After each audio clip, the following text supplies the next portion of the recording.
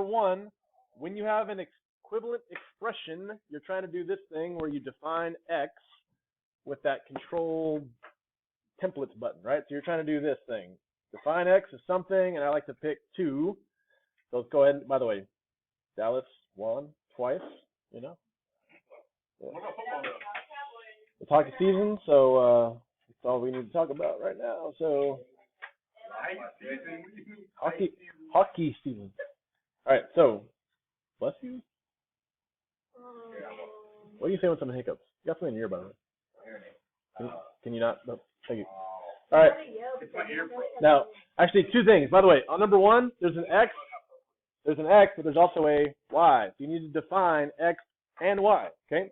So x you can define as 2. Y, pick another number. Might as well just do 3. Whatever. Okay. So here we go. X is defined as 2.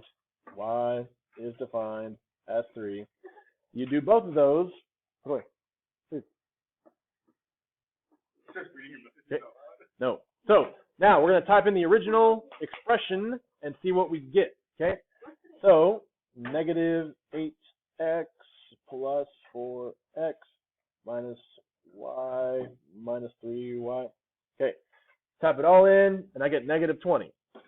So it doesn't matter what I get. The point is I want to type in these answer choices and see which one matches, right?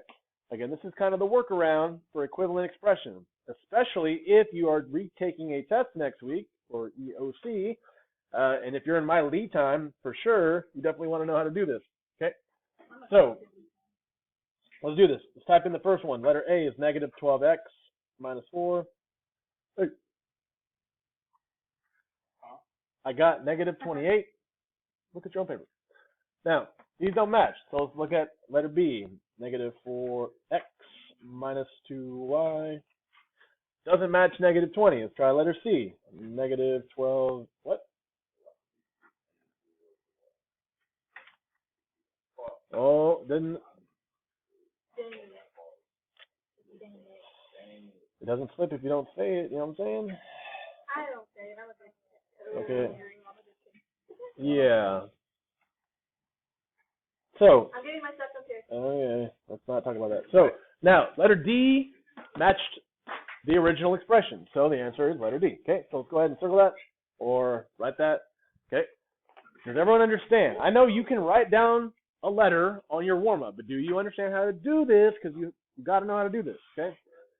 So, and by the way, we've already taken our tests for this 9 weeks of this semester before the break, right? What we're doing is we're doing additional work leading into this retesting next week into the finals, I think the week after that, okay? So there's still work to do, and this is part of it. You got to be able to do equivalent expressions. What about number 2?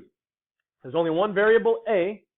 Let's define A as something, and again, 2 is fine. So let's define A as 2. So letter A, control, define 2, and then, did you finish? Okay, do that first. Okay, then we're going to type in the original expression, 3a plus 33. I got 39. So, what do you think the answer is? Okay, well, let's try the first one then. 3, parentheses, a plus 33, 105. It's not letter A, let's try letter B. 7a plus 27 minus 4a plus, oops, hey, 39. It matches the original.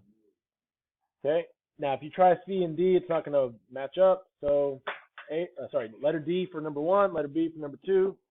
That's it. Now, to continue what we've been doing and prepare ourselves to find equivalent expressions, especially if we have to do a retake next week, we're doing this. Now,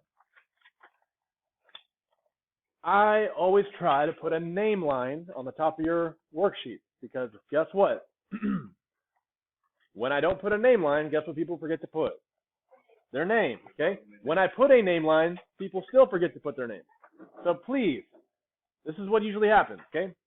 I don't put a name line, people forget their name. I put it in that red folder, they never go looking for it. They come at me sideways. Well, I turned that in, and I'm like, well, maybe you didn't put your name on it. Okay, so please just put your name on yourself every time. Okay, if there's no name line, you still should probably put your name on stuff. Know what I'm saying? Right? No, I do not read handwriting. I can barely read y'all's handwriting, to be honest. So, all right, so let's go ahead and do this. I'm gonna pass it out, and then we're gonna get started.